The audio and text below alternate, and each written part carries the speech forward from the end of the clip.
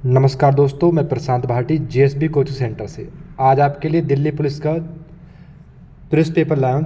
तो वीडियो को शेयर करना और चैनल को सब्सक्राइब करना है यहाँ पर, और कमेंट बॉक्स में बताना कि आपसे कितने प्रश्न बनते हैं यहाँ पर। तो राइटिंग के लिए भी स्क्रीन पर उंगली से लिखा जाता है। आप राइटिंग के लिए परेशान ना हो, एक दो दिन में पेन आ जाता है, फिर पेन से लिखा करेंगे यहाँ पर।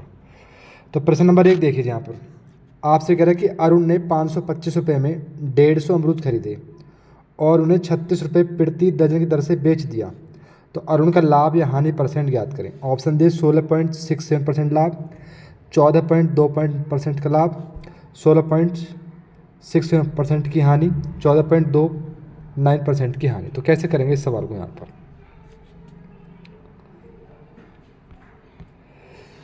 अब एक काम करते हैं, 525 में आपने 150 अमरूद खरीद लिया। आप यहाँ पर 525 रुपये में आपने खरीद लिए 150 अमरूद, ठीक है जी, और उन्हें 36 रुपये प्रति दर्जन की दर से बेच दिया यहाँ पर। तो 150 अमरूद में कितने दर्जन हो जाएंगे यहाँ पर भाई? 144 में हो जाएंगे आपके 12 दर्जन, और 6 और बच जाएंगे। तो ये कितने हो जाएंगे आपके? ये हो जाएंगे आपके 12.5 दर्जन। 12.5 दर्जन हो जाएंगे आपके यहाँ पर, ठीक है जी। 12.5 दर्जन हो गए, उन्हें 36 रुपये प्रति दर्जन के हिसाब से बेच दिए यहाँ पर। तो 36, 12.5 को लिख सकता हूँ मैं 25/2 भाई, लिख सकता हूँ, लिख सकता हूँ यहाँ पर। 2 से कितनी बार जाएगा? 18 बार। 18 पंजे 90, हाथ से लगे 9, 18 दूनी 36, 36 और 9 कितने होंगे आपके यहाँ पर? 36 और 9 हो गए आपके 45, ठीक है जी। अब यहाँ से आगे मैं मिटा दूँ। आपने 525 रुपये में आपने खरीदे और 450 रुपये में आपने बेच दिए, तो कितने की हानि हुई यहाँ पर? यहाँ से आगे मैं मिटा देता हूँ। अब आपने 525 रुपये में खरीदे और 450 में आपने बेच दिए, तो हानि कितने की हुई यहाँ पर? तो हानि हुई आपको 75 की। और हानि कहाँ से हुई आपको? 525 से, और गुणा 100, गुणा 100। 5 से काट लो, 5 एकम 5, ना जाने 1 जीरो, 5 पूरे 25, 5 दूनी 10 और 1 जीरो, 15 5 75, 15 सत्ते 105, और 20 पंजे 100। ये हो जाएगा आपका 100/7। यहाँ से आगे मैं मिटा देता हूँ।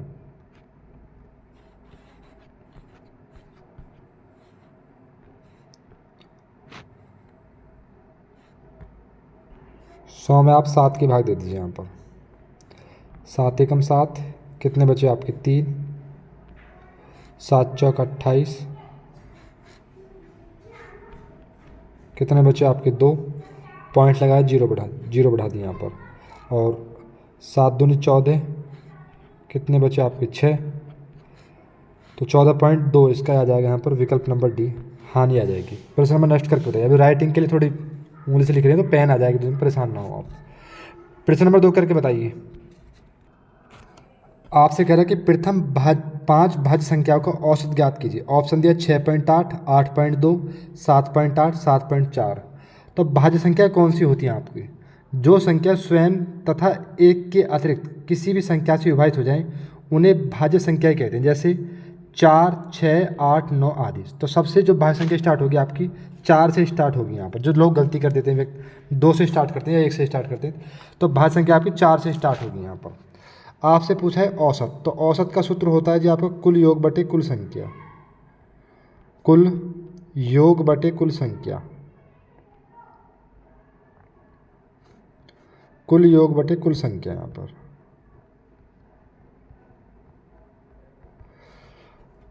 तो 5 लेनी, तो पहली भाज्य संख्या हो जाएगी आपकी 4, दूसरी हो जाएगी 6, तीसरी हो जाएगी आपकी 8, चौथी हो जाएगी आपकी 9, और पांचवी हो जाएगी आपकी 10। आपसे बोला है जो भाज्य संख्या एक के अतिरिक्त किसी भी संख्या से विभाजित हो जाए। यहाँ पर तो कुल योग कर लो। यहाँ पर 6 4 10, 10 8 18, 18 या 9 27, 27 10 कितने होंगे आपके? 37। तो कुल योग हो जाएगा आपका 37, और संख्या कितनी हो जाएंगी? संख्या हो जाएंगी आपकी 5, 5 से भाग दो, 5 सत्ते 35, कितने बचे? 2, पॉइंट लगाए, जीरो बढ़ गई, 5 चौक 20, तो 7.4 इसका आंसर जाएगा विकल्प नंबर डी। भाज्य संख्या होती है ये, नोट कर लेना यहाँ पर। प्रश्न में नेक्स्ट करके बताइए।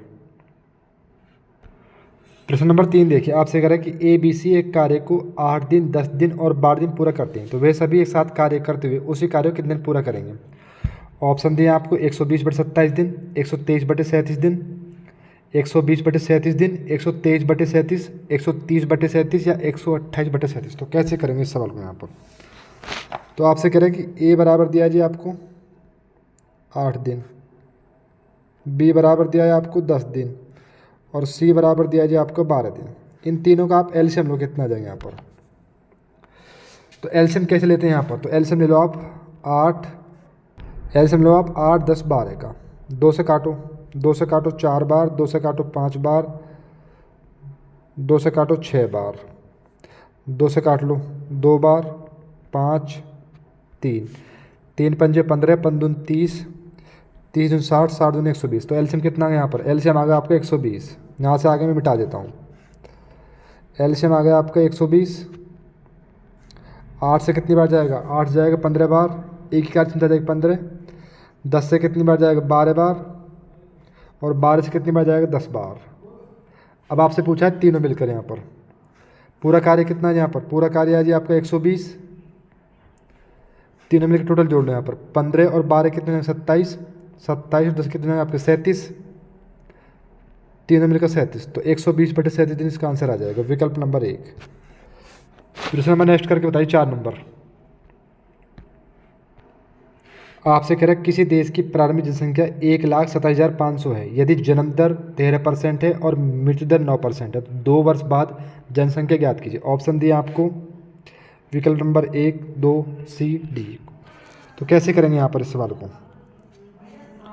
तो आपसे जन्म दर दी आपको 13% और मृत्यु दर कितनी है आपको 9%। तो वृद्धि कितनी हो रही है यहाँ पर, जन्म दर में वृद्धि हो रही है आपकी 4% की यहाँ पर।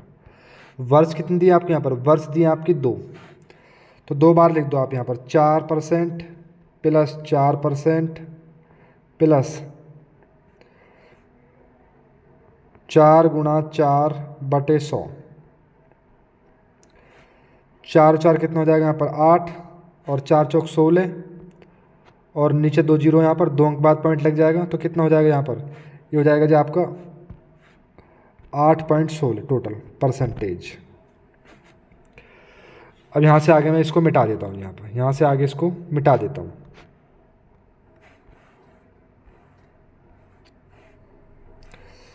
जनसंख्या कितनी है आपकी 1,87,500, इसका निकाल देना आप 8.16%। पॉइंट हटाए 2 जीरो और परसेंटेज के लिए 100 गुणा कर लेना, आपका इसका आंसर आ जाएगा यहाँ पर, विकल्प नंबर C इसका आंसर आ जाएगा, गुणा भाग कर लेना आपको। प्रश्न नंबर नेक्स्ट करके बताइए। प्रश्न नंबर नेक्स्ट देखिए, आपसे कह रहा है 8.3 मीटर लंबे एक ऊर्ध्वाधर खंभे की छाया 4.15 मीटर लंबी है, उस पेड़ की ऊंचाई मीटर में ज्ञात कीजिए जिसके समान परिस्थिति में छाया 40 मीटर लंबी हो। ऑप्शन दी 70, 100, 60 और 80। तो कैसे करेंगे यहाँ पर। तो आपसे कह रहा है कि 8.3 लंबे खंबे की छाया बनती है आपको 4.15 उस पेड़ की ऊंचाई ज्ञात कीजिए जिसकी समान परिस्थिति में 40 मीटर लंबी छाया बनती है। यहाँ पर आपसे पूछा है x की वैल्यू, तो एक काम करते हैं, आपसे x पूछा है, एक काम कर दो यहाँ पर, ऐसा वाला हम बीच में लाइन खींचिए, यहाँ पर बीच में लाइन खींचिए। अब एक काम कर लेते हैं, यहाँ पर पॉइंट हटाओ, नीचे 1 जीरो, पॉइंट हटाओ, नीचे 2 जीरो। अब काट लेते हैं यहाँ पर।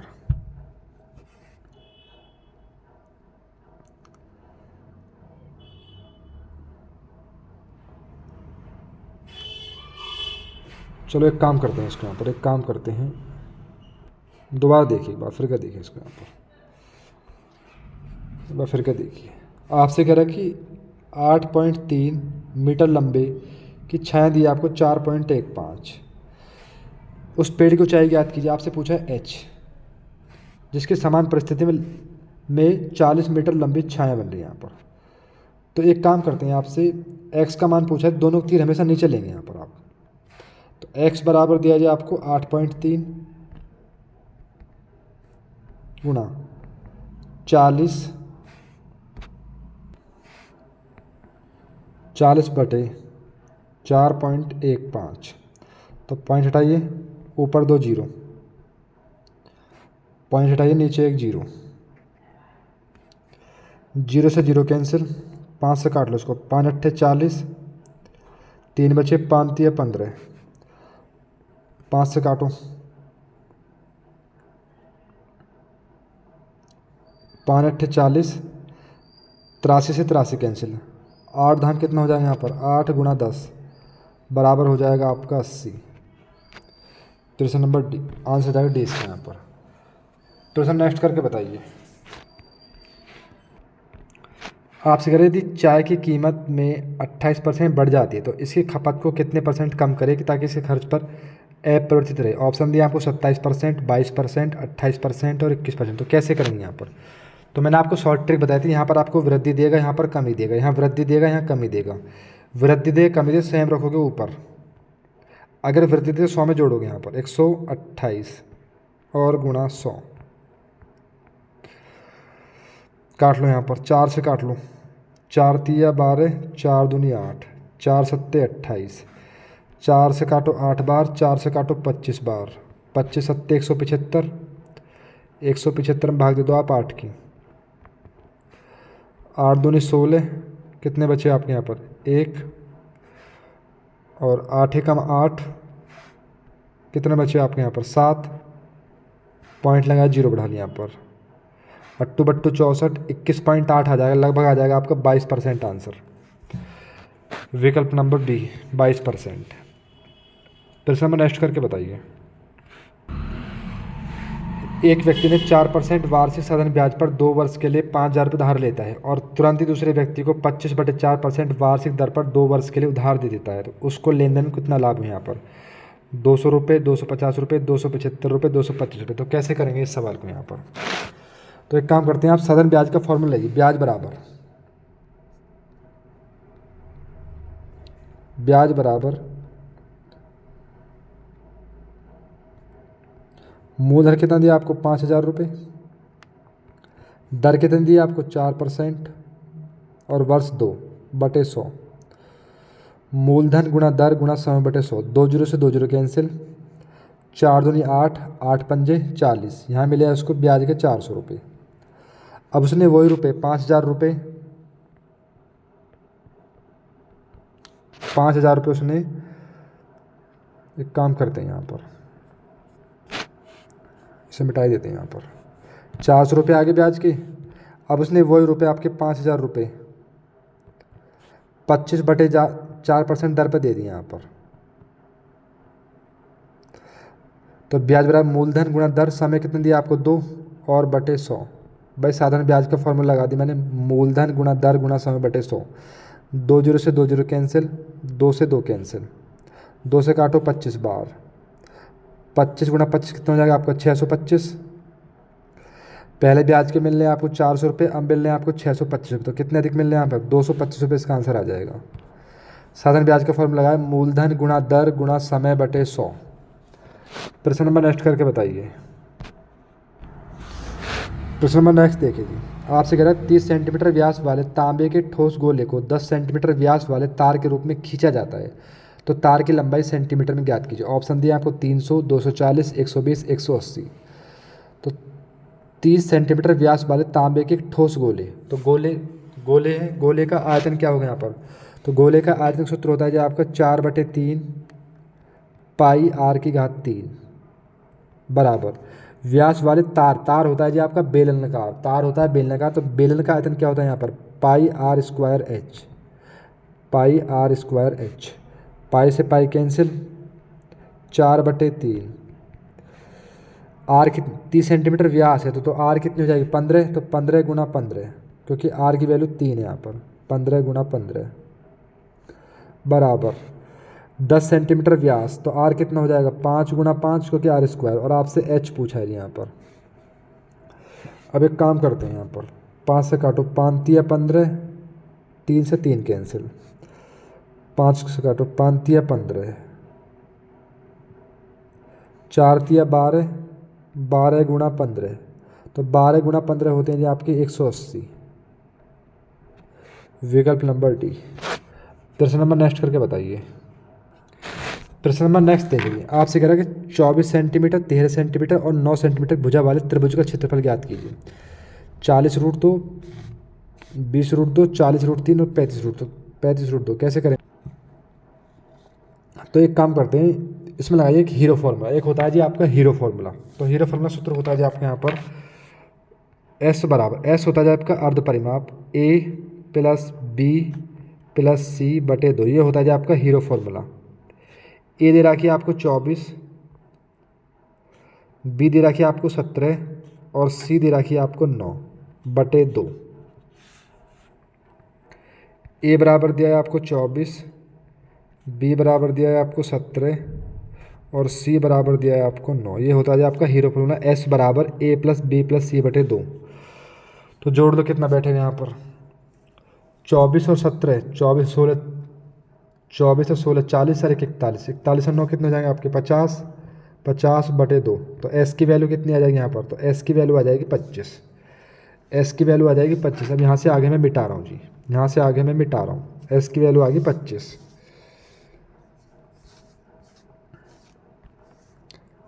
एस की वैल्यू आ गई 25। अब एक सूत्र और होता है जी आपके यहाँ पर हीरो फार्मूला सूत्र होता है जी आपका अंडर रूट एस कोष्टक एस माइनस ए गुणा एस माइनस बी गुणा एस माइनस सी। ये एक हीरो फार्मूला होता है जी यहाँ पर, ये आपको याद रखना है। यहाँ पर ए की वैल्यू दी थी आपकी 24, ठीक है जी। यहाँ पर अब एस का मान कितना आ गया? एस का मान आ गया 25, रख दो 25 गुणा एस का मान कितना है 25, 25 में चला जाएगा 24, तो कितने बचेंगे यहाँ पर 1। एस का मान कितना है 25 और बी की वैल्यू कितनी है 17, तो 25 में घटाइए आप 17, कितना आ जाएगा 8। एस माइनस सी, एस की वैल्यू कितनी 25 और सी की वैल्यू कितनी 9, तो कितना हो जाएगा 16। यहाँ से आगे मिटा दूँ मैं, यहाँ पर यहाँ से आगे मिटा देता हूँ यहाँ पर।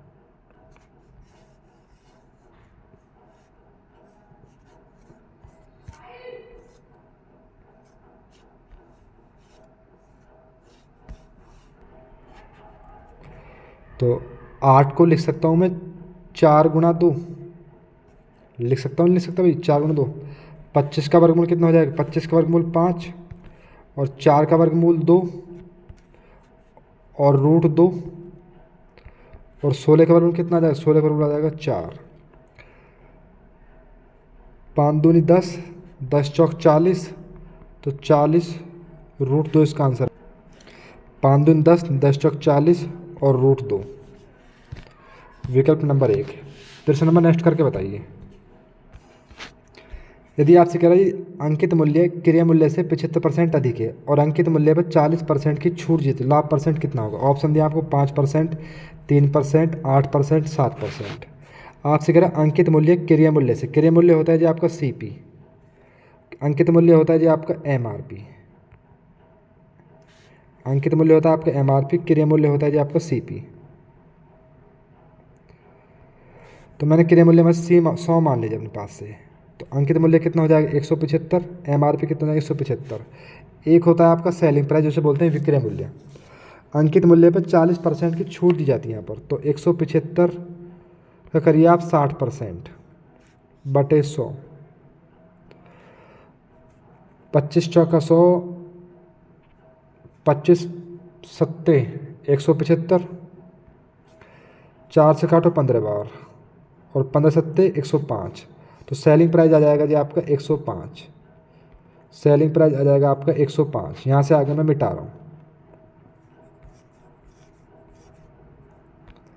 सेलिंग प्राइस आएगा आपके 105। आपने कोई वस्तु 100 में खरीदी और 105 में बेच दी, प्रॉफिट कितने का यहाँ पर? प्रॉफिट आपको 5 का। और पूरी लाभ हानि क्रिया मूल्य हमेशा नीचे, कहाँ से? 100 से, परसेंटेज के लिए 100, 100 से 100 कहें तो कितना आ जाएगा यहाँ पर? तो इसका आंसर आ जाएगा 5%, विकल्प नंबर 1। प्रश्न नंबर नेक्स्ट करके बताइए। आपसे बोला कि पाँचवीं भाज्य संख्या और 100 से ठीक बाद आने वाली अभाज्य संख्या गुणनफल ज्ञात करें। Option D 1067, 1261, 1111, 1717। तो कैसे करेंगे यहाँ पर? तो अभाज्य संख्या वो होती है जो स्वयं से कटती है यहाँ पर। तो सबसे छोटी अभाज्य संख्या जी आपको 2, पहली वाली।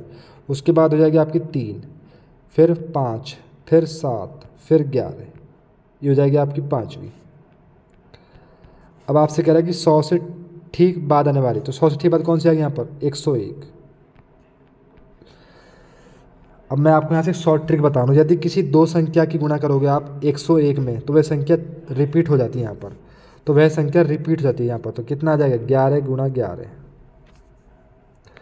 अगर आप 12 की गुणा करोगे 101 में, तो वह संख्या रिपीट हो जाएगी, तो आ जाएगी 12 12। यदि किसी की भी आप गुणा करोगे 101 में दो संख्या की, तो वह रिपीट हो जाएगी आपकी यहाँ पर। तो इसका आंसर आ जाएगा 11 11, विकल्प नंबर सी। प्रश्न नंबर नेक्स्ट करके बताइए। प्रश्न 12 देखिए, आपसे कह रहा है कि 0.061 गुणा 0.061 गुणा 0.061 प्लस 0.031 गुणा 0.031 गुणा 0.031 बटे 0.061 गुणा 0.061 माइनस 0.061 गुणा 0.031 प्लस 0.031 गुणा 0.031 का मान ज्ञात करें। ऑप्शन दिया 1.8, 0.27, 0.092, 0.081। तो इस सवाल को कैसे हल करेंगे? तो आपने एक फॉर्मूला पढ़ा होगा यहाँ पर, a प्लस बी की घात 3 बराबर a की घात 3 प्लस b की घात 3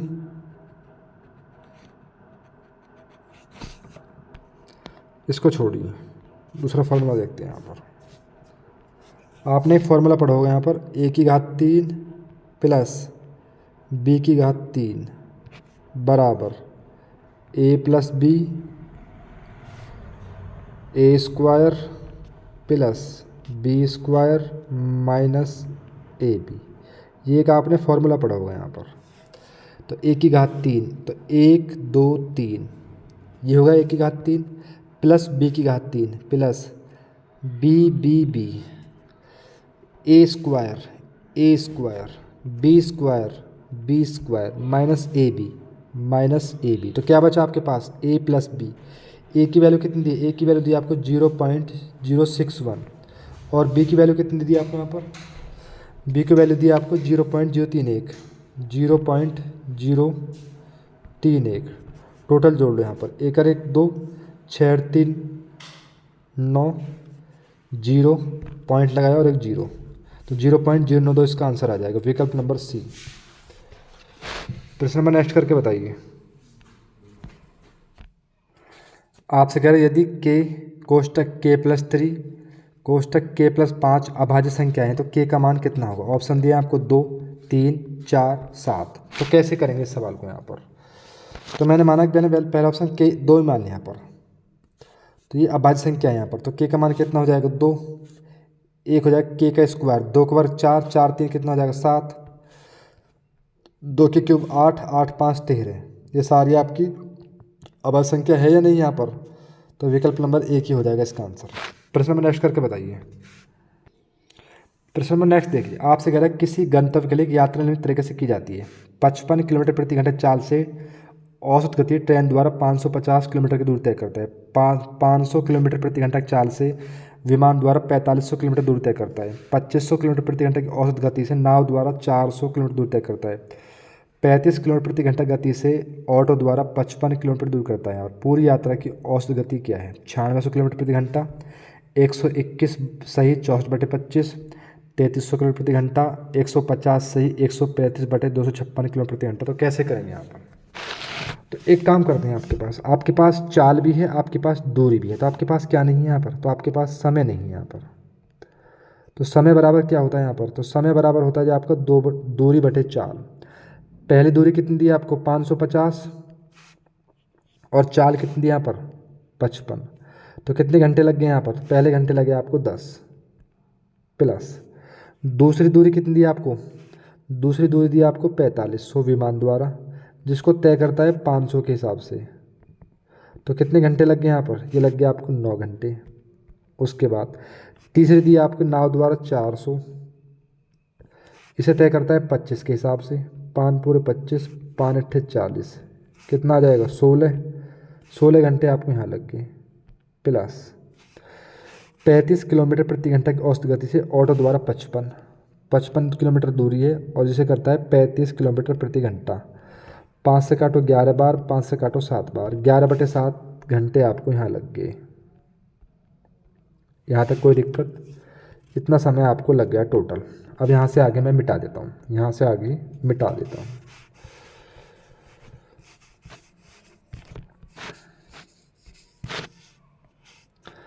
तो पहले तो लगे आपको 10 घंटे, फिर लगे आपको 9 घंटे, फिर लगे आपको 16 घंटे और फिर लगे आपको 11/7 घंटे।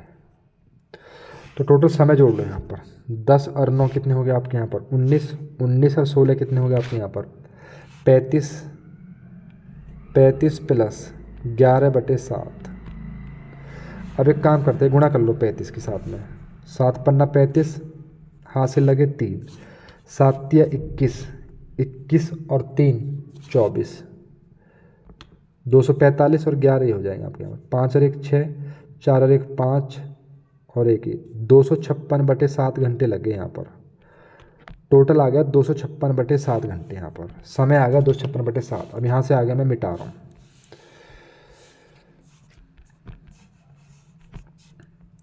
समय आ गया आपका 256/7 घंटे लग गए यहाँ पर।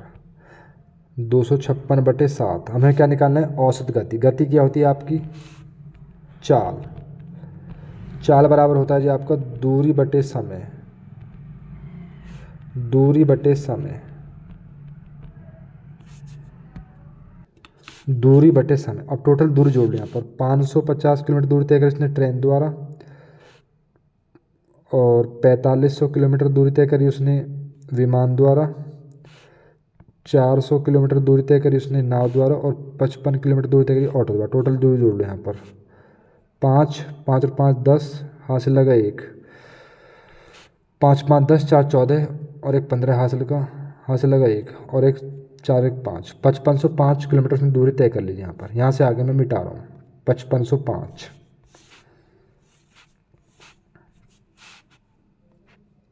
टोटल दूरी कितनी थी यहाँ पर 5505 और समय कितना है? समय दिया जाए आपको 256/7।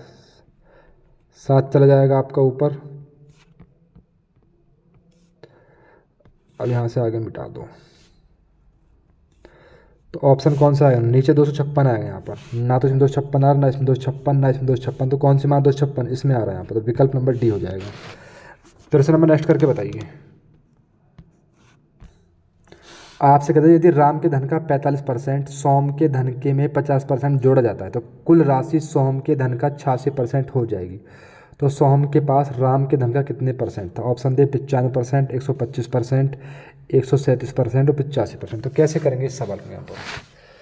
तो राम के धन का, तो राम मैंने आर मान लिया यहाँ पर 45%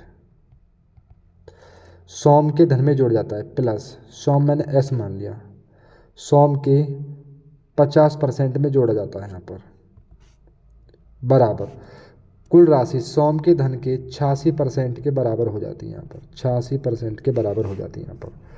तो एक काम करते हैं यहाँ पर, इस सोम को मैं इधर ले जाऊँ यहाँ पर, तो R गुना 45%, इसको इधर ले जाऊँ यहाँ पर, तो ये कितना बचेगा आपके यहाँ पर? ये बचेगा जी आपका 86 में से घटा लो आप 50, 6 8 में से 5 गए 3, तो सोम की वैल्यू बचेगी आपकी तो सोहम की वैल्यू बचेगी आपकी 36%। 12 से काट लो, छोड़ 3 से काटो, 3 से काटो 12 बार और 3 से काट लो 15 बार। परसेंटेज से परसेंटेज कैंसिल। यहाँ से आगे मैं मिटा देता हूँ, यहाँ से आगे मिटा देता हूँ।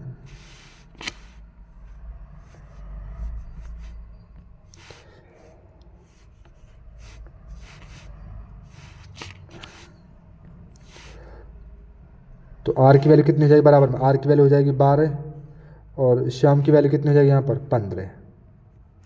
अब आपसे कह रहा है सोहम के पास कितने यहाँ पर 15। राम का धन कितना है 12, कितने परसेंटेज है? गुना 100।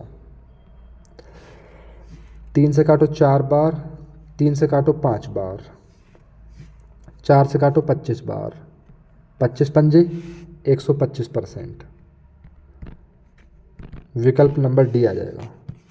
तो सारे सवाल शानदार थे। आपका एग्ज़ाम रेलवे एनटीपीसी का हो, एसएससी जीडी का हो, यह वीडियो आपके लिए रामबाण साबित होंगी। तो वीडियो को शेयर करें और चैनल को सब्सक्राइब करें।